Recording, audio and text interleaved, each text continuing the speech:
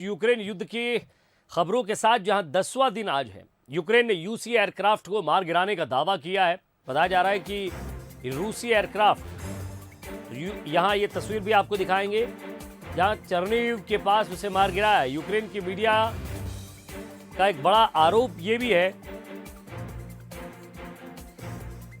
कि रूस ने युद्ध विराम तोड़ा है, मारियुपोल में बमबारी कर रहे हैं। वहीं ब्रिटेन भी ये कह रहा है, अपने नागरिकों से अपील करता है कि अगर बहुत जरूरी नहीं है तो आप रूस छोड़ दें। और ज्यादा बातचीत के लिए हमारे विशेष संवाददाता एग्जीक्यूटिव एडिटर शैलेंद्र जी राजपूत हमारे साथ जुड़ गए। शैलेंद्र जी, यूक्रेन का दावा है कि हम रूसी एयरक्राफ्ट को मार गिराया, दूसरी तरफ ब्रिटेन भी कह रहा है कि रूस में अगर ज़रूरत नहीं है, ब्रिटेन के नागरिक वहाँ बहुत ज़्यादा ज़रूरी नहीं है तो आप रूस छोड़ सकते हैं।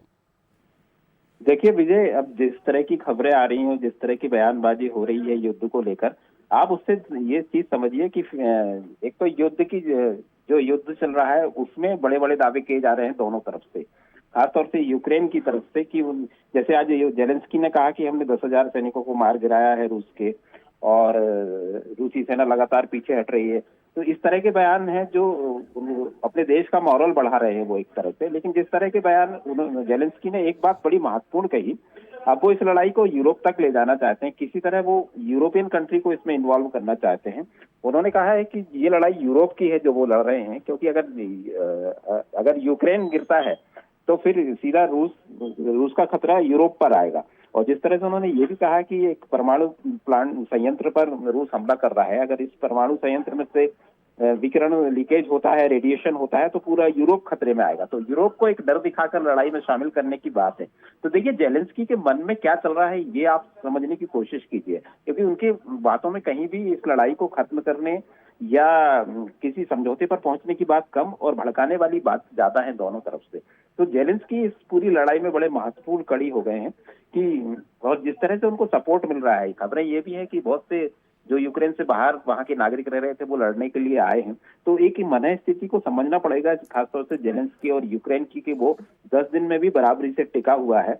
और आज आप देखेंगे कि फील्ड पर यूरोप के हमले, रूस के हमले कुछ कम हुए हैं और वो सीज फायर पर आकर टिका है। हालांकि जो जिन 2 शहरों में उसने सीज फायर का ऐलान किया है वो बहुत पहले से उसके कब्जे में है, और कहा जा रहा है कि उन दोनों शहरों को कंसोलिडेट करने के लिए, क्योंकि इन दोनों शहरों के बहुत से नागरिकों को रूस अपनी नागरिकता दे चुका है, वहां के नागरिकों को सुरक्षित निकालने के लिए उसने सीज फायर का ऐलान किया है। तो ये बहुत उत्साह बढ़ाने वाली खबर तो नहीं कही जा सकती कि सीज फायर वैसा नहीं है जैसा सोचा जा रहा है।